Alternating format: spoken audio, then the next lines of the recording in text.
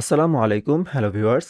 ABS tech zone থেকে আপনাদের সবাইকে স্বাগতম জানাচ্ছি। আমি আবু বকর সিদ্দিক আলিফ। গত ক্লাসের ভিডিওতে আমরা দেখেছিলাম একটি বিষমবাহু ত্রিভুজের ক্ষেত্রফল কিভাবে নির্ণয় করতে হয়।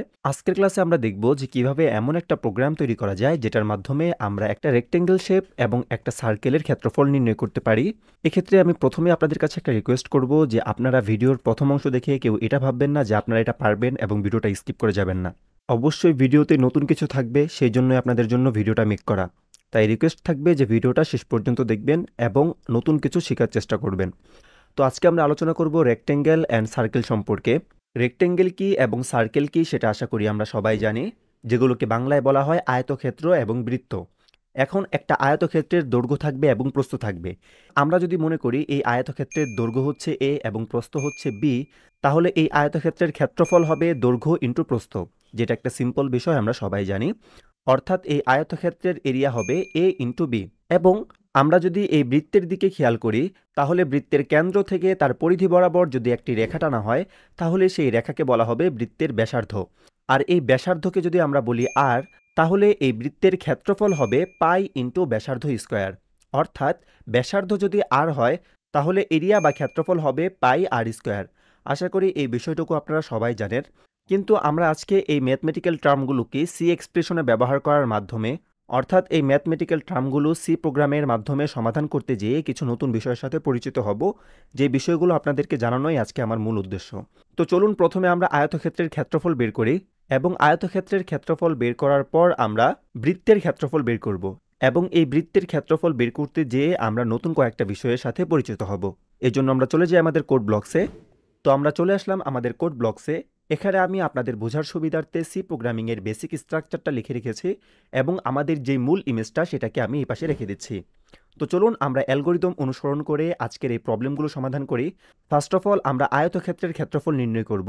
এক্ষেত্রে আমরা ইউজারের কাছ থেকে আয়তক্ষেত্রের দৈর্ঘ্য এবং প্রস্থ নিব, এবং সেগুলো গুণ করার মাধ্যমে আয়তক্ষেত্রের ক্ষেত্রফল বের করব। অর্থাৎ এই ক্ষেত্রে যদি আমরা অ্যালগোরিদম অনুসরণ করে কাজটা করতে চাই, তাহলে আমরা ইউজারের কাছ থেকে দুইটা সংখ্যা নিব এবং পরবর্তীতে সংখ্যা দুটিকে গুণ করে দিব। সিম্পল বিষয়। তো চলুন আমরা প্রথমে দুইটা সংখ্যা নেই। আমি এখানে ডাবল ডাটা টাইপের দুইটা ভেরিয়েবল নিচ্ছি, এ এবং বি। এবং এই এ বিকে আমরা গুণ করব এরিয়া নামক ভেরিয়েবলের ভিতরে, তাই আমি এখানে এরিয়া নামক একটা ভেরিয়েবল নিচ্ছি। আমাদের কাজ শেষ। এখন আমরা প্রিন্টএফ ফাংশন কল করব। প্রিন্টএফের ভিতরে ইউজারকে আমরা বলে দিব ইন্টার হাইট। ওকে। এখন আমরা ইউজারের কাছ থেকে এই হাইটটা নেওয়ার জন্য স্ক্যানএফ ফাংশন কল করব, এবং স্ক্যানএফের ভিতরে ফরম্যাট স্পেসিফায়ার হিসাবে %lf দিয়ে দিব, এবং তারপর কমা দিয়ে এম্বার সাইন, এবং এই হাইটটাকে আমরা রাখবো এ নামক ভেরিয়েবলের ভিতরে। আমাদের প্রথম কাজটা শেষ। এখন আমরা কি করব, এটাকে কপি করে আরেকবার নিচ্ছি, এবং আরেকবার নেওয়ার পর নিচে আমরা এখানে পেস্ট করে দেই, এবং এখানে হাইটের জায়গায় লিখে দেই ওয়েট, অর্থাৎ প্রস্থ। এবং এই প্রস্থকে আমরা রাখবো বি নামক ভেরিয়েবলের ভিতরে। আশা করি এতটুকু বিষয় আপনারা বুঝতে পেরেছেন। এখন আমাদের লাস্ট কাজ কি, এই এরিয়া নামক ভেরিয়েবলের ভিতরে এই এ এবং বিকে গুণ করে দিব। সেজন্য আমি এখানে এরিয়া নামক ভেরিয়েবলের ভিতরে এই এ এবং বিকে গুণ করে দিচ্ছি, যে area equal to A into B. আমাদের কাজ শেষ। এখন আমরা এরিয়াকে প্রিন্ট করে দিলেই আমরা আয়তক্ষেত্রের ক্ষেত্রফল পেয়ে যাব। এই জন্য আমরা প্রিন্টএফ ফাংশন কল করলাম, এবং প্রিন্টএফের ভিতরে বলে দিলাম যে রেক্টেঙ্গেল এরিয়া ইজ, এবং তারপর কমা দিয়ে আমাদের এরিয়া নামক ভেরিয়েবলটা প্রিন্ট করে দিলাম। এখন যদি আমরা আমাদের কোডটাকে রান করি, তাহলে আমরা আমাদের আয়তক্ষেত্রের ক্ষেত্রফলটা পেয়ে যাব। আমরা কোডটাকে রান করি, এবং এখানে বলা হচ্ছে, সরি এখানে আমার একটা মিস্টেক হয়েছে। এখানে আমি ইকুয়াল সাইন কেন ব্যবহার করেছি সেটা আমি নিজেও জানি না, এবং এই ডাবল লেখার টাইপিংটাও আমার মিস্টেক হয়েছে। এত ভুল করলে কিভাবে হবে। ডাবল, ওকে। এবং আরেকটা ভুল করেছি আমি এইখানে। এটা আমি মাত্র খেয়াল করলাম যে এতগুলো ভুল করে বসে আছে। এখানে আমি এরিয়া নামক ভেরিয়েবলটা প্রিন্ট করেছি, এবং এটা প্রিন্ট করবে যে এই জন্য এখানে ফরম্যাট স্পেসিফায়ার দেই নাই। তো আমি এখানে ফরম্যাট স্পেসিফায়ার হিসাবে %lf দিয়ে দিচ্ছি।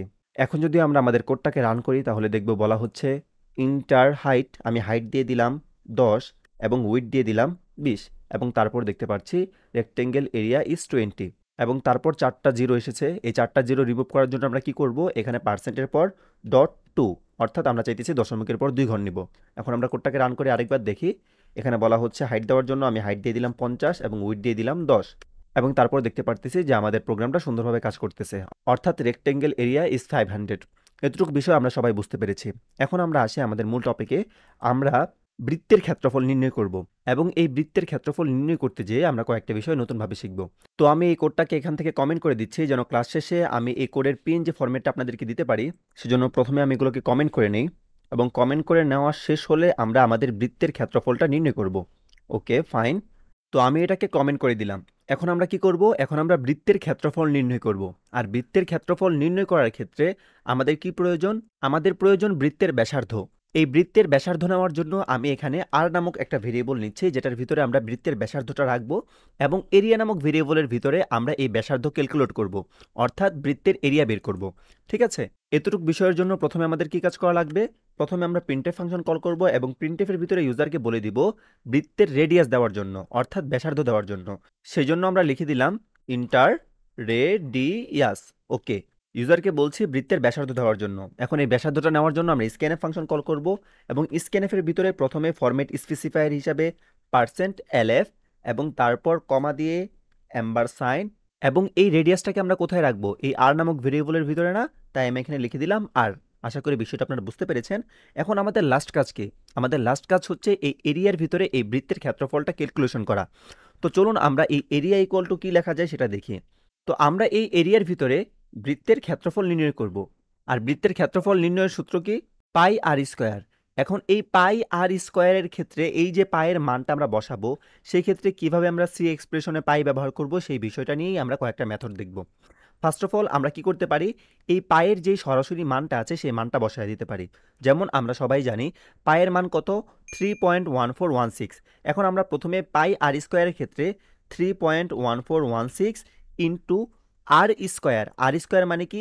আর ইন্টু আর, অর্থাৎ আমরা আরকে দুইবার গুণন করলাম, আমাদের কাজ শেষ। এখন যদি আমরা এই এরিয়াটাকে প্রিন্ট করি, আমরা প্রিন্টএফ ফাংশন কল করব। প্রিন্টএফের ভিতরে বলে দিব যে দ্য সার্কেল এরিয়া ইজ এবং তারপর কোটেশনের বাহিরে কমা দিয়ে যদি আমরা এই এরিয়াটাকে প্রিন্ট করে দেই তাহলে আমাদের কাজ শেষ। এবং আমরা এখানে ফরম্যাট স্পেসিফায়ার হিসাবে %lf দিয়ে দিচ্ছি এবং আমরা চাই দশমিকের পর 2 ঘর নিব, সেই জন্য পার্সেন্টের পর 0.2 দিয়ে দিচ্ছি। এখন যদি আমরা আমাদের কোডটাকে রান করি তাহলে দেখতে পারবো আমাদেরকে বলা হচ্ছে ইন্টার রেডিয়াস, অর্থাৎ বৃত্তের ব্যাসার্ধ দেওয়ার কথা বলা হচ্ছে। আমি যদি এখানে ব্যাসার্ধ দেই 10 এবং ইন্টার দেওয়ার পর দেখতে পারবো দ্য সার্কেল এরিয়া ইজ 314.16। আশা করি আপনারা বুঝতে পেরেছেন, আমাদের কোডটা সুন্দরভাবে রান করছে। এখন আমরা আরেকটা মেথড দেখব। আরেকটা মেথড হচ্ছে আমরা চাইলে এখানে এই যে পায়ের মানটা 3.1416 দিয়েছি, সেটা আমরা ইচ্ছা করলে এখানে ডিক্লেয়ার করে দিতে পারতাম একটা ভেরিয়েবলের ভিতরে। অর্থাৎ আমরা বলে দিতে পারতাম যে একটা ভেরিয়েবল নিচ্ছি, এখানে একটা ভেরিয়েবল নিলাম আমরা পাই নামক। এখন এই পাই নামক ভেরিয়েবলের ভিতরে আমরা এখানে বলে দিতে পারি যে পাই ইকুয়াল টু 3.1416। এখন যদি আমরা এখানে জাস্ট এই 3.1416 এর জায়গায় জাস্ট পাই লিখে দিই, অর্থাৎ পাই নামক ভেরিয়েবলটা লিখে দিই, সেই ক্ষেত্রেও কিন্তু আমাদের সেম কাজটাই হবে।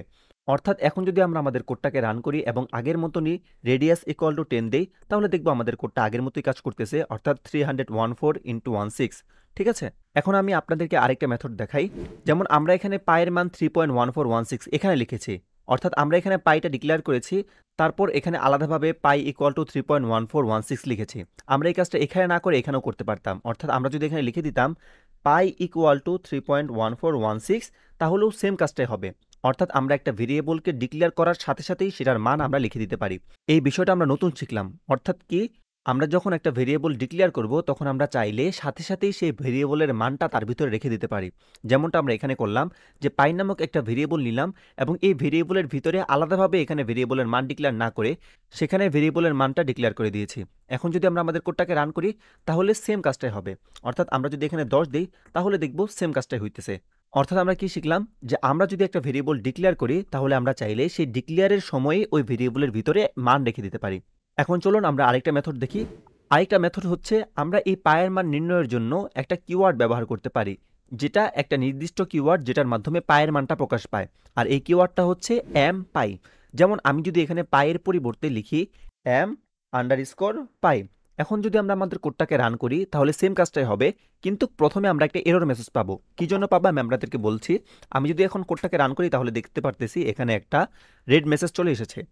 অর্থাৎ এই যে এমপাই নামক যে ফাংশনটা ব্যবহার করতেছি আমরা, এমপাই এই কিওয়ার্ডটার জন্য, অর্থাৎ এই পায়ের মানের জন্য আমাদের যে লাইব্রেরি ফাংশনটা দরকার সেই লাইব্রেরি ফাংশনটা এখানে নেই। অর্থাৎ আমাদের এই যে লাইব্রেরি ফাংশন #include_studio.h, এই লাইব্রেরি ফাংশনের ভিতরে পায়ের মানটা নেই। সেজন্য আমরা কি করব, একটা লাইব্রেরি ফাংশন ব্যবহার করব, যেই লাইব্রেরি ফাংশনের ভিতরে এই এম পায়ের মানটা দেওয়া আছে। তো আমি যদি এখানে একটা লাইব্রেরি ফাংশন হ্যাশ ইনক্লুড এবং stdio.h এর জায়গায় যদি আমি লিখি math.h এবং তারপর যদি আমাদের কোডটাকে আমরা রান করি, তাহলে আমরা দেখতে পারবো আমাদের কোডটা সুন্দরভাবে রান হইতেছে। এবং আমি যদি এখানে 10 দেই, তাহলে দেখবো আমাদের কোডটা সুন্দরভাবে কাজ করতেছে। এখানে বিষয়টা কি হইলো আমি আপনাদেরকে বুঝাই।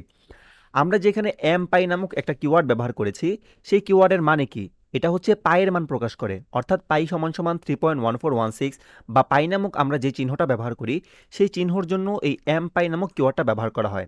কিন্তু এই কিওয়ার্ডের যেই মান, সেই মানটা এই হ্যাশ ইনক্লুড stdio.h নামক লাইব্রেরি ফাংশনের ভিতরে নেই। সেই জন্য আমাদের কি করা লাগলো, হ্যাশ ইনক্লুড stdio.h এর পরিবর্তে হ্যাশ ইনক্লুড math.h নামক একটা লাইব্রেরি ফাংশন ব্যবহার করলাম। এই লাইব্রেরি ফাংশনের ভিতরে এই এমপাই-এর মানটা আছে। যদিও এই বিষয়টা আমাদের অনেক পরের আলোচনার বিষয়, যে আমরা কখন কোন লাইব্রেরি ফাংশন ব্যবহার করব, কোন কোন কাজে আমরা কোন ধরনের লাইব্রেরি ফাংশন ব্যবহার করব, সেটার আলোচনা আমাদের অনেক পরে। আপনারা এটা দেখে ঘাবড়ানোর কিছুই নাই, বাট আমি আপনাদেরকে দেখাইলাম এই কারণে, কারণ আমরা এখানে পাই নিয়ে কাজ করতেছি। তো সেই ক্ষেত্রে আমরা পাইটা কয়ভাবে ব্যবহার করতে পারি সেটা দেখানোর জন্য আমি এই লাইব্রেরি ফাংশনটা এখানে ব্যবহার করলাম। এটা দেখে আপনাদের ঘাবড়ানোর কিছুই নাই। জাস্ট এটা মনে রাখেন যে আমরা এই এমপাই যখন ব্যবহার করব পায়ের মানের জন্য, তখন হ্যাশ ইনক্লুড stdio.h নামক এই লাইব্রেরি ফাংশনের ভিতরে এই পায়ের মানটা থাকবে না। এই পায়ের মানটা আছে হ্যাশ ইনক্লুড math.h নামক একটা লাইব্রেরি ফাংশনের ভিতরে। এখন কোন লাইব্রেরি ফাংশন কিভাবে কাজ করে, কখন ব্যবহার করা প্রয়োজন, সে সম্পর্কে আমরা পরবর্তীতে বিস্তারিত আলোচনা করব। তাহলে আমরা এই পাই নির্ণয় করার জন্য দুইটা পদ্ধতি জানলাম।